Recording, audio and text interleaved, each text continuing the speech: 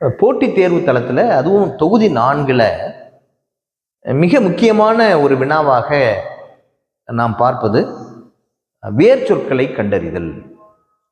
நீங்க வேர்ச்சொற்களை கண்டறிதல் அது ரொம்ப முக்கியமான பகுதி. ஒரு வினாத்தாள்ல நிறைய கேள்விகள் இதுல வந்திருக்கும். நமக்கு வேர்ச்சொற்களை கண்டறிதல், எப்படி வேர்ச்சொற்களை நம்ம கண்டுபிடிக்கலாம்? வேர்ச்சொல்னா என்ன? இது நமக்கு தேர்வுல அடிக்கடி கேட்குறாங்க. இப்போ படித்தான் அப்படின்னு ஒரு சொல் இருக்கு. படித்தான் அப்படிங்கிற ஒரு சொல் இருக்கு. இது இறந்த காலத்தில் இருக்கக்கூடிய ஒரு சொல். இப்போ இதுக்கு என்ன வேர்ச்சொல் அப்படின்னு சொன்னா, எப்பவுமே வேர்ச்சொல் எப்படி இருக்கணும்? வேர்ச்சொல் ரொம்ப எளிமையாக கண்டுபிடிக்கலாம். வேர்ச்சொல் என்பது வினையின் அடி, அது ஒரு கட்டளையாக இருக்க வேண்டும். இப்போ நீங்க ஆங்கிலத்தில் பார்க்குறோம், வேர்புன்னு எதை சொல்லுவோம்? வேர்பு வினைச்சொல். எதை சொல்லுவோம்? கோ தான் சொல்லுவோம். வென்ட்னு இருக்கும், அது வேர்ப் இல்லை, அது அதோட இரண்டாவது வடிவம். கோ தான் சொல்லுவோம். இதுக்கு என்ன அர்த்தம்? ஓ. ரன் ஓடு, கம் வா. பாருங்க, ஓடு போ வா. ஸ்டாப் நில். அப்ப வேர்ச்சொற்கள் எப்பவுமே எப்படி இருக்குது? கட்டளையாக இருக்கிறது. ஓடு, படி, நில், தூங்கு, எழு, எழுது, அழு, இப்படி எதிரே இருப்பவரிடம் ஒரு கட்டளை போடுவதாக இருக்க வேண்டும். அதுதான் வேர்ச்சொல். நடந்தான்னா நடந்து போடக்கூடாது, நட. அப்ப படித்தானுக்கு என்ன? படி. நடந்தான்ல வேர்ச்சொல் என்ன? நடந்த கிடையாது, நடந்து கிடையாது, நடத்தல் கிடையாது, நட. வேர்ச்சொல் கட்டளையாக இருக்க வேண்டும். இப்ப எழுந்தான் அப்படின்னு ஒரு சொல்லுங்க. எழுந்தான் இருக்கு. எழுந்த, எழுந்து, எழுந்தவன், எழுதல் எல்லாம் கிடையாது. வேர்ச்சொல் என்பது எழு. எழுடா, கிளம்புடா, எழு. சின்ன மாற்றம் பண்றேன் பாருங்க. எழுதினாள், இப்பயும் ஒரு எழு இருக்கு. இங்க பாருங்க, எழுந்தாலையும் ஒரு எழு இருக்கு, எழுதினாலையும் ஒரு எழு இருக்கு. இப்ப இங்க எழு போடலாமா அப்படின்னா இல்ல, போடக்கூடாது. ஏன் போடக்கூடாது? இங்க எழுந்தான், கிளம்புறது. கொஞ்சம் பொருளையும் பார்க்கணும்.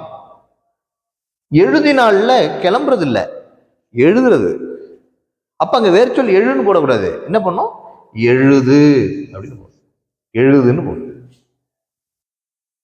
இப்ப பாடினாள் இருக்கும். பாவை பாடினால் பாட்டு, பாடினாள்னு இருக்கும். பாடின்னு போடக்கூடாது. என்ன பண்ணும்? என்ன பண்ணும் சார்? முதல்ல பாடி தானே இருக்கு, கட்டளை இல்லை. எதுக்கு இருக்கிறவங்களை பார்த்து சொல்லணும். எப்படி சொல்லுவான்? பாடு.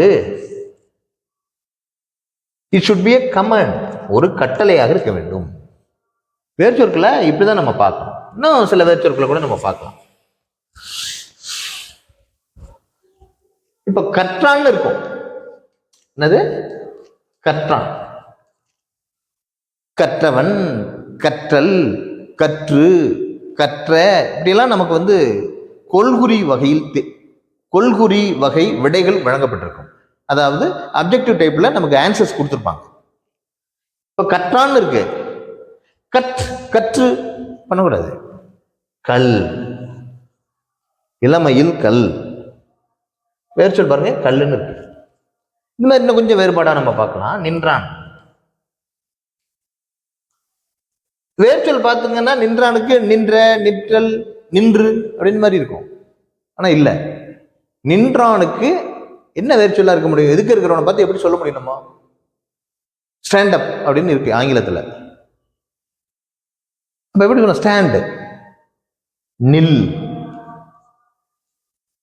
நில். இதுதான் வேர்ச்சொல்.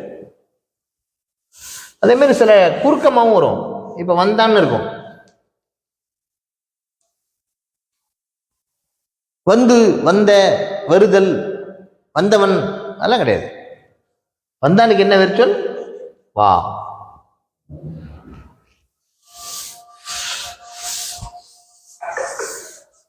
அதே மாதிரி கண்டான் இருக்கும். கண்டானுக்கு என்ன வேர்ச்சொல்? ரொம்ப அருமை. கண்டான் எப்படி சொல்லலாம்? கான்.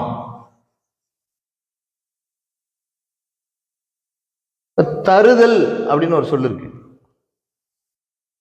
தருதல் அப்படின்னு ஒரு சொல் இருக்கு. தருதல், தருதல் இதுக்கு என்ன வேர்ச்சொல் இருக்க முடியும்? தரு, தந்த எல்லாம் கிடையாது. எது சரி? தா. தான்னா என்ன அர்த்தம்? கொடுன்னு அர்த்தம். இது மாதிரி சில வித்தியாசமான வேர்ச்சொற்களையும் நம்ம பார்க்கறதுக்கு கண்டுபிடிச்சிக்கணும். வந்தான்ல எப்படி வா போடுறோமோ, நின்றான்ல எப்படி நில் போடுறோமோ அது. தேர்வுல சில சமயம் வித்தியாசமா கூட கேட்குறாங்க. எப்படிலாம் கேட்குறாங்கன்னா, ஒரு போட்டித் தேர்வில் கேட்ட ஒன்று சொல்றேன். வறுமை அப்படின்னு ஒரு சொல். வறுமை இதுக்கு என்ன வேர்ச்சொல் அப்படின்னு கேட்குறாங்க. வறுமைன்னா வரு, அதுதான் கட்டளையா இருக்கிற மாதிரி தெரியுது. ஆனா வருன்னா மீன் இருக்கிறதா, கோழி இருக்கிறதா? வரு அப்படிதான் இருக்க மாதிரி. வேற ஒன்றும் சொல்ற மாதிரி இல்லை அதில். இப்போ நீங்க இதை கொஞ்சம் வித்தியாசமா பார்க்கணும். வறுமைன்னா என்ன? செல்வம் இல்லாதிருப்பது வறுமை. ஒரு ஒரு கத்தரிக்காய் இருக்கு. கத்தரிக்காயை அப்படியே வெட்டுறாங்க. ஒரு தொம்புட்டிக்காய்னு சொல்லுவாங்க, அது ஒரு மாங்காய் இருக்கு. இது மாதிரி காய்கறிகளை எல்லாம் என்ன பண்றாங்க? சுண்டைக்காய் இருக்குது, இதெல்லாம் வற்றல் போடுறாங்க. எப்படி வற்றல் போடுவாங்க? சின்ன சின்னதாக வெட்டிட்டு மாடியில் காய வைப்பாங்க, வெயிலில் காய வைப்பாங்க, உலர்த்துவாங்க. அப்போ வற்றலாக மாறிவிடும். முதல் நாள் வரைக்கும் கத்திரிக்காய் இருந்தது, மறுநாள் என்னவா மாறுது? கத்தரிக்காய் வற்றல் அப்படின்னு மாறுது. ஏன் அதுக்கு பேர் வற்றல்னு வச்சாங்க? இருக்கக்கூடிய நீரெல்லாம் வற்றி போவதனாலே வற்றல் அப்படின்னு பேர். வறுமைன்னா என்னப்போ? செல்வம் வற்றி போதல்னு அர்த்தம். செல்வம் இல்லாதிருப்பது, செல்வம் குறைந்து போவது, அதுதான் வறுமைன்னு அர்த்தம். இப்ப வேர்ச்சொல் உங்களால எளிமையா சொல்லிட முடியும். வறுமை எப்படி வந்துச்சு? வற்றி போனதுனாலே வந்துச்சு. இப்ப வேர்ச்சொல் என்னவா இருக்க முடியும்? அப்ப வற்று. ஒரு வித்தியாசமான ஒரு வேர்ச்சொல்லை நம்ம பார்த்துருக்குறோம், தேர்வுல கேட்டிருக்காங்க. ஸோ அதே மாதிரி புளிப்பு, இதுக்கு என்ன வேர்ச்சொல்? புளி. கசப்புன்னு போட்டிருக்கோம், இதுக்கு என்ன வேர்ச்சொல்? கச. என்ன சார் கச? என்ன வார்த்தை மாதிரி இல்லையே. நீ மற்றவர்களுக்கு கசந்து போ அப்படின்னு அர்த்தம். கச. எதிரிகளுக்கு நீ இனிக்காதே, எதிரிகளுக்கு நீ கச, பகைவர்களுக்கு நீ கச. கசன் என்ன? கசப்பானவனாக இரு, உன்னை காட்டிக்கொள் என்பதாக பொருள் இருக்கிறது. இப்படி நம்ம பார்க்கணும்.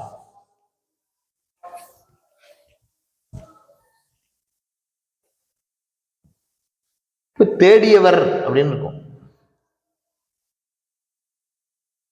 தேடியவர்னு இருக்கும். தேடின்னு போடக்கூடாது. என்ன பண்ணும்? தேடு.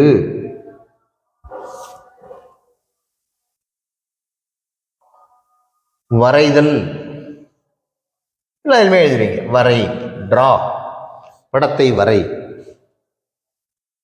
ஆக வேர்ச்சொல்ல நீங்க தெரிஞ்சுக்க வேண்டியது, வேர்ச்சொல் என்பது ஒரு பகுபதமா பகாபதமா அப்படின்னு கேட்டா ஒரு பகாபதம். வேர்ச்சொல் என்பது ஒரு பகாபதம், மேலும் பிரிக்க முடியாத சொல். ரொம்ப சின்னதா இருக்கும்.